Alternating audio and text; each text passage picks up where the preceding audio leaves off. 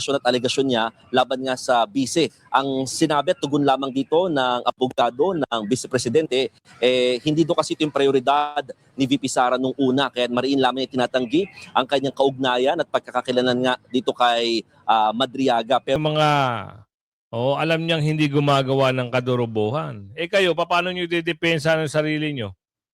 Di ba? Pag kayo ay na-back to you na sa 2028, paano na yan?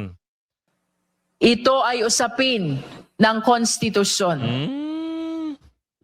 Bit pa ng kongresista kung sapat ang reklamo para umusa, dapat ituloy ang impeachment proceeding. Kung pasok din anya sa constitutional threshold o hinihingi ng saligang batas, hindi dapat anyang matakot at dapat isulong yung prosesong nakasaad sa konstitusyon.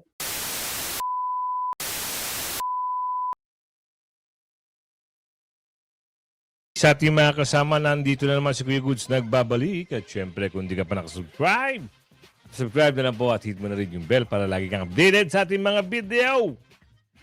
Lusaw na ang impeachment at nagmumuka na ho silang mga anga-anga dyan sa kamera. Lalo na si Jubante. At pinipilit niya na sufficient substance daw. What? Nakakatawa talaga ito mga congressman na ito. Tsaka nagtataka kami, Jubante. Hindi ka naman nanalo, pero bakit nandyan ka? So, ito ay isang matibay na isang matibay na laban nila para maging ano matawag doon? Pamumulitika ang labanan. Kahit na nga sinabi natin na napakarami nyo. Walang nagpatunay sa inyo na nandurobo si VP Sara Ayaw nyo pa rin maniwala kahit sinagot na kayo ng COA, sinagot na lahat ng Supreme Court at yung mga galing ng mga justices. Hindi pa rin kayo tumitigil kasi ang target nyo kay VP Sara lang. Diba? Andyan na naman sila. Yung mga tuwadcom noon, andyan na naman sila.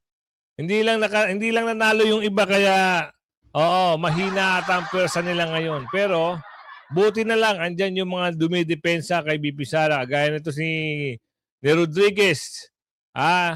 Ni Rodriguez, si Suntay, apat na. Nakikita kong medyo pumapalag pero yung iba, naku Diyos ko po.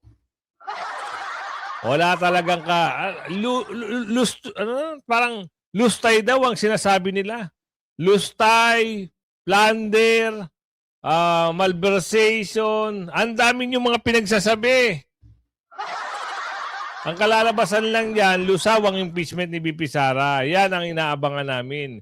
Kasi yung una, pangalawa, pangatlo, wala nang saysay, no? Hindi sila nakakuha ng sufficient substance, kundi insufficient substance na nangyari. VP Sara personal na naghain ng perjury case versus kay Madriaga na ang usapin. At sasagutin yan lahat ng isang abogado. At abogado ata nito ni VP Sara sa kasong perjury na isinampa. Representative Abante nanindigang impeachable officer si VP Sara bilang ex-DepEd. Ayan ka na naman.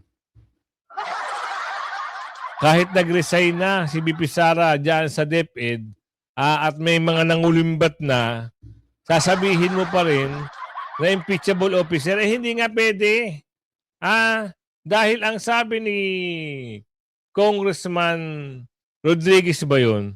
O kung natatandaan nyo, sabi niya, walang accountable. Walang ganun. At yung hinain ng mga reklamo o hinain sa kanya, halos wala namang katuturan. Nawala na naman tayo. Mukhang nasira ang ating laptop ano nangyari sa ko? Wait lang Ano nangyari? Ano nangyari dito? Wait lang. Wait. Ayusin ko lang Mukhang... ano nangyari sa iyo? Bakit? Saglit lang po Hindi tayo makakilos kasi... Itong natin, ayaw gumalaw. Lilipat lang natin. Na-interrupt tuloy tayo Ayan na. Simulan natin dito ang usapin. Iginiit ni Rufus Rodriguez na hindi maaaring ma-impeach si Vice President Sara Duterte Tama. batay sa mga aligasyong may kaugnayan sa kanyang panunungkulan bilang kalihim ng Department of Education. Oh. Sa pagdinig ng Kamara nitong March 3, sinabi ni Rodriguez na ang impeachment ay para lamang sa mga opisyal na saklaw ng konstitusyon at hindi kabilang dito ang isang kalihim ng departamento. Aniya, the Secretary of Education is not within the jurisdiction. Tama. Ayan yung sinasabi ko kanina.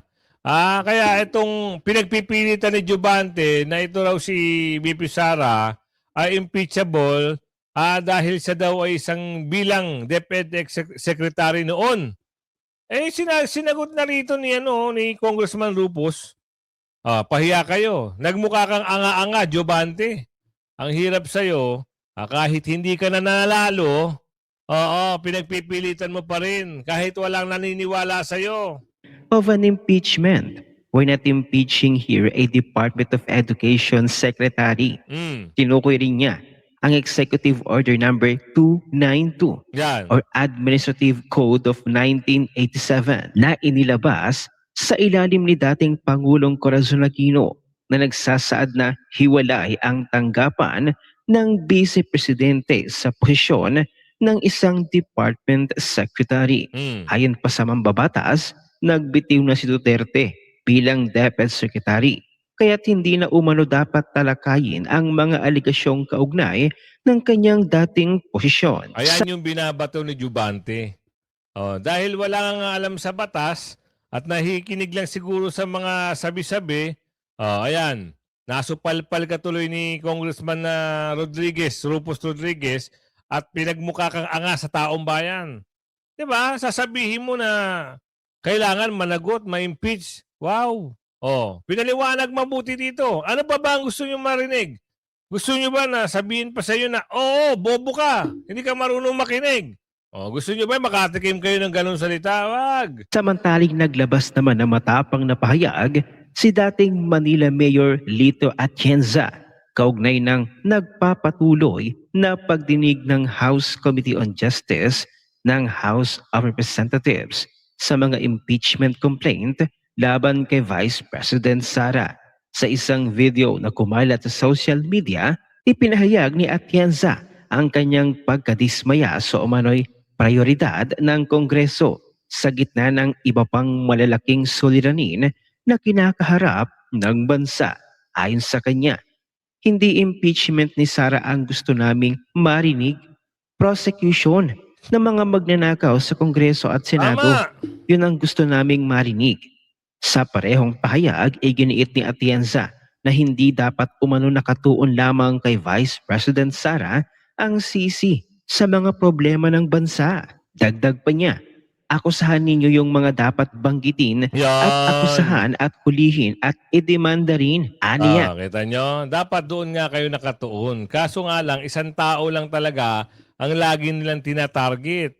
Walang iba kundi si VP Sara. Pero nakakadismaya, itong mga dapat sila ang aayos. Itong mga grupo dyan sa Kamara, dapat sila ang magiging taga-ayos at tagapaglinis ng mga magnanakaw. Hindi eh. Lumalabas sila pa ang umuubos. Ayon sa video, ayon sa mga balita, talaga naman, ubos na ang kaba ng bayan. At kailan ka pa ba? Kailan ka pa matututo? Lagi ka na lang sumusunod dyan sa amo mo. O kung sino ka man, na durobo, isa kang durobo. Tigil-tigilan nyo na si VP Sara. Tigilan nyo na ang mga Duterte dahil hindi kayo magtatagumpay. Yan sabi nga, ang masama ay kailan naman hindi magtatagumpay sa kabutihan. Tama yan. Tuloy. Tila nagiging sentro at umiikot lamang ang usapin kay Vice President Sara sa halip na tugunan ang mas malalim na problema.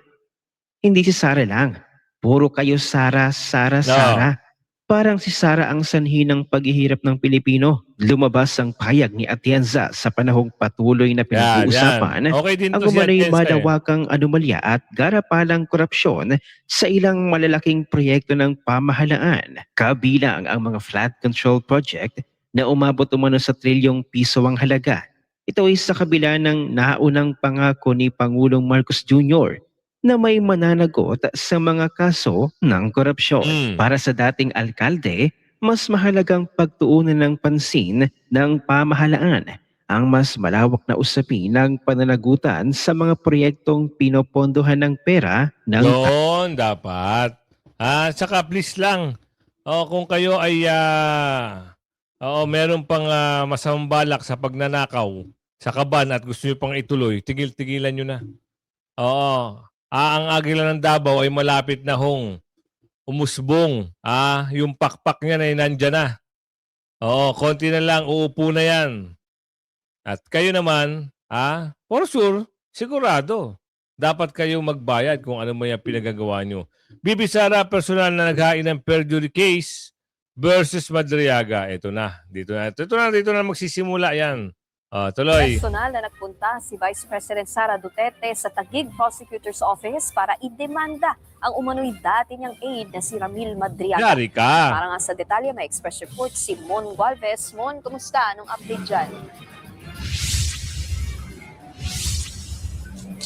Yes, Nikki, kaalis lamang ni Vice President Sara Duterte dito sa Taguig City Prosecutor's Office kung saan siya nga mismo yung naghain ng reklamo o kasong perjury laban kay Ramil Madriaga. Mariing pinabulaanan ng Vice Presidente ang pagkakaugnayan niya dito kay Madriaga na siyang pinaka sasangkalan sa kanya naman, sa kanyang testimonya laban kay VP sa ginagawa nga ngayon na House hearing or House of Representatives na impeachment complaints tungkol dito. No? Merong 5 testigong kasama o bit-bit ang kampo ni VP Sara dito sa Taguig City Prosecutor's Office na silang magbibigay linaw na wala nga kaugnayan ang Vice Presidente dito kay Madriaga. Meron din silang mga nakuwang certification sa offices ng Office of the Vice President, Department of Education, maging sa Vice Presidential Security Group na nagsasabing hindi nila naging empleyado o may kaugnayan nga sa kanilang mga tanggapan itong si Madriaga.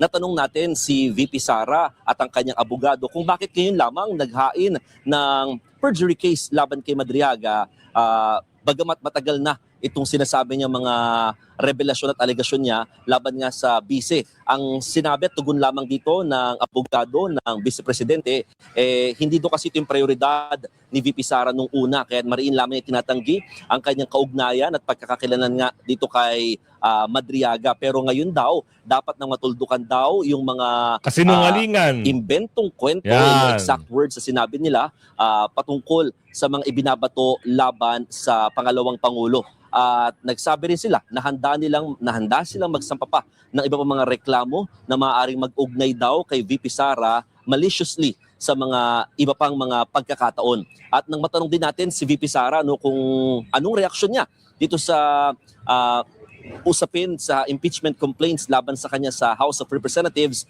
ang tugon lamang niya, hindi doon niya ito minomonitor dahil hindi rin doon niya ito prioridad sa ngayon or ng Office of the Vice President dahil busy raw sila sa iba pa mga gawain ng pangalawang Pangulo or natanggapan ng pangalawang Pangulo. Mabilis lamang. Antayin ni Madriaga, for sure, uusad ka agad dyan.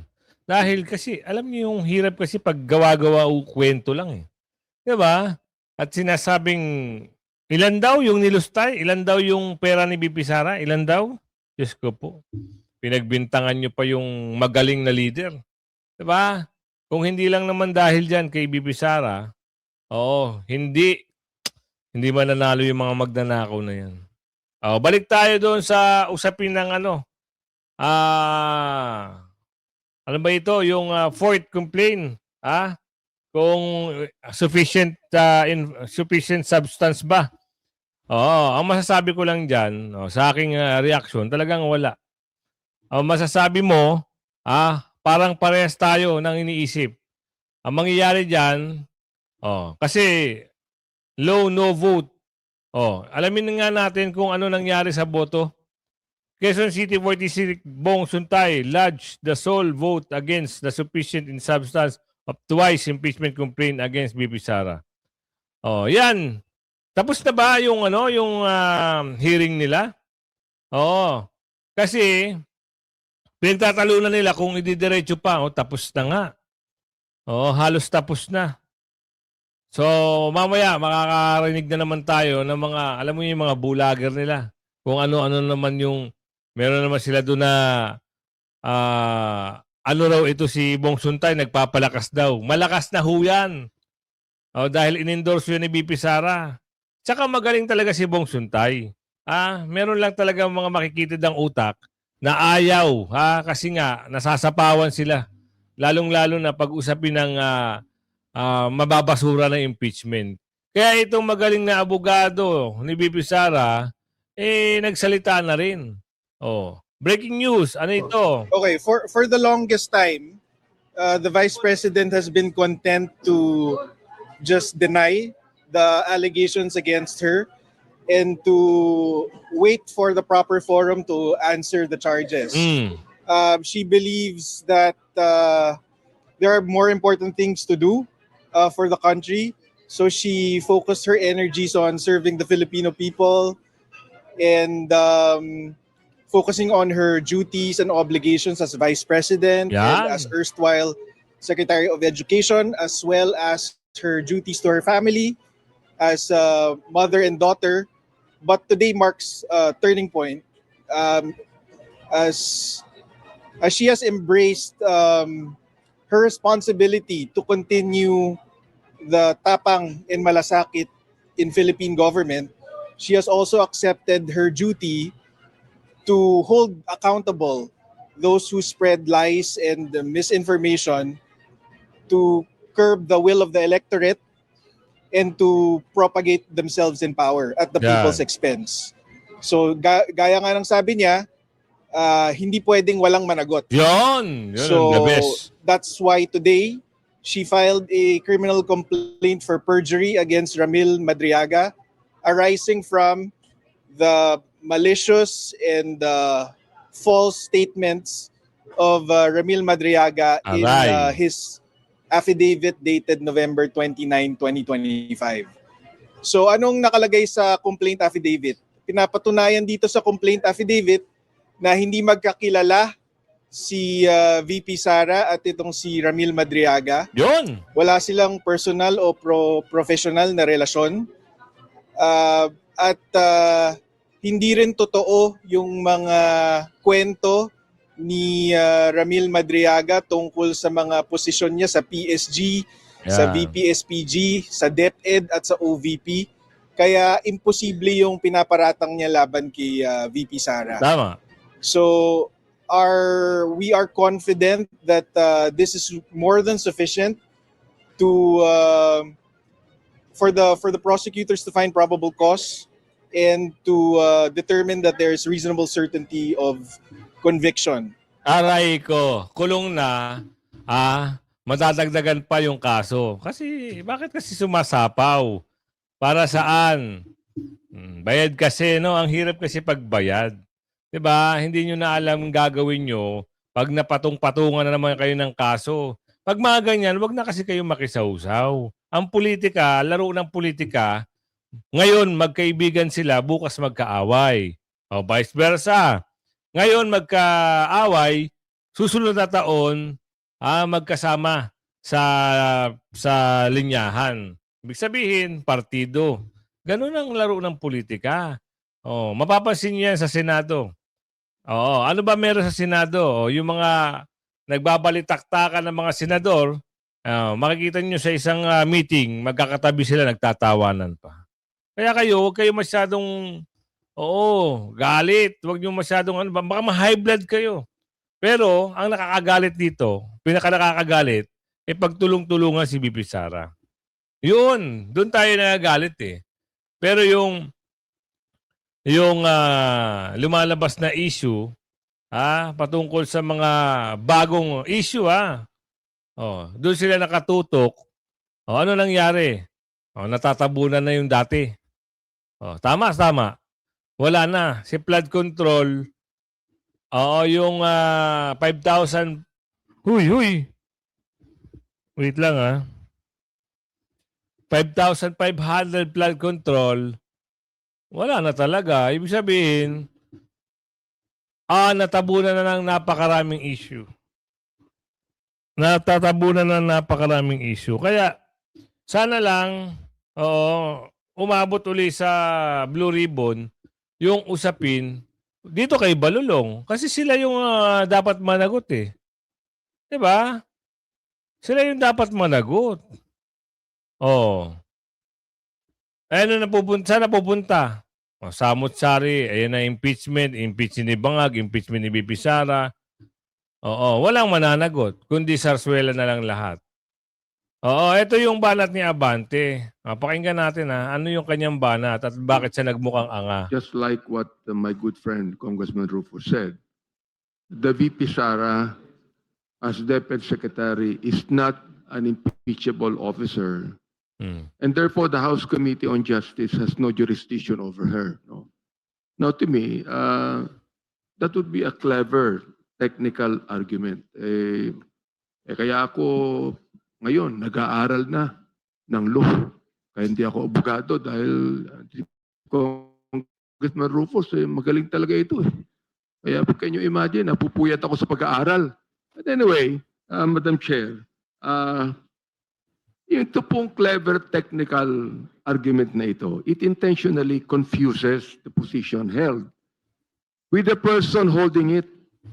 In the Philippine context, the House Committee on Justice jurisdiction is not determined by the status of the person being charged, not the specific desk they were sitting at when the act occurred. Narinig niyo yun. Nag-aaral na raw siya maging law. Diyos ko po. Kahit mag-aral ka, kung sinusuway mo naman at gumagawa ka ng mga eksena mo, wala rin. Useless din yan. Kahit hindi ka maging abogado, pero nasa tama ka, okay yan sa taong bayan. Diba? Oh, naiinggit kayo kay Congressman Rufus, yun ay talagang abogado yun. Kaya niyang depensahan yung mga alam niyang hindi gumagawa ng kadurubuhan. Kayo, paano niyo didepensa ng sarili niyo? Di ba? Pag kayo ay na-back to yun na sa 2028, paano na yan? Ngayon, pagbobotohan na yung usapin na, yung dalawang complaint, yung third and fourth ata ito, pagbobotohan na, sufficient in substance ng dalawa kang reklamo impeachment versus BP Sara, pagbobotohan na. Ano kaya ang kalalabasan ng boto? Pero, sige, tuloy pa rin natin ito pinagmukhang tanga siya ni no? Pinagmukhang ang talaga to si... For example, nakita ko rin po yung tinatawag nating single personality doctrine. Ito po ang punto rito.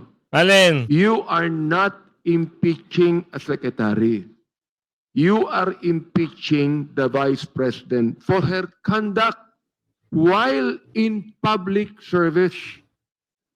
The Vice President does not have any split personality. Sino bang ating tinutukoy dito? Si Mr. Jekyll ba o si Dr. Hyde? Di ba?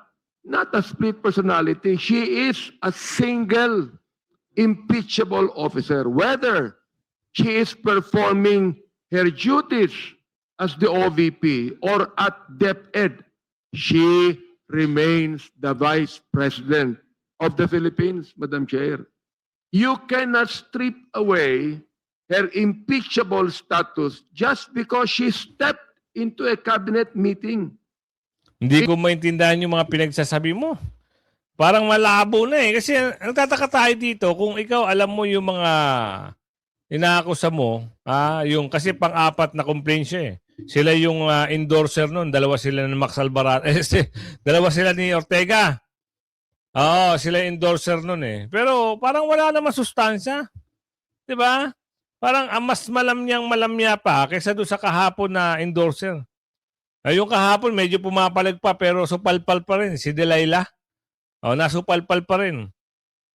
Dito parang anong nangyayari dito, si Suntay, si Rufus, at yung dalawa pa, parang defense team ni BP Sara dyan sa kamera. Magaling. Lalo na si Rufus, napakagaling. So mapunta tayo dito sa pagbobotohan daw. Pagbotohan nyo na para magkaalaman na. Inaasahan sa deliberasyon ng House Justice Committee sa impeachment complaint laban kay BP Duterte. Aga tatapusin na ngayong araw ng House Justice Committee yung deliberasyon sa sufficiency in substance ng ikaapat na reklamong impeachment laban kay Vice President Sara Duterte. Itong ikaapat na reklamong impeachment ay inihain ng isang abogadong nagngangalang Nathaniel Cabrera at inendorso ng dalawang majority members, no? Partikular na ni na House Deputy Speaker Paulo Ortega V at Manila 6th District Representative Benny Abante.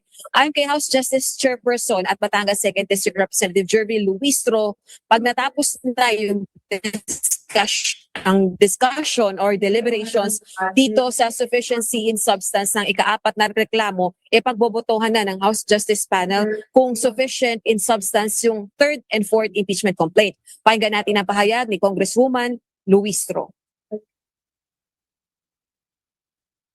And by the end of our deliberations today, it is my hope that this committee will consider all the arguments from day 1 until today, from March 2 until March 4, and be prepared to vote on the sufficiency in substance of both the third and the fourth impeachment complaints.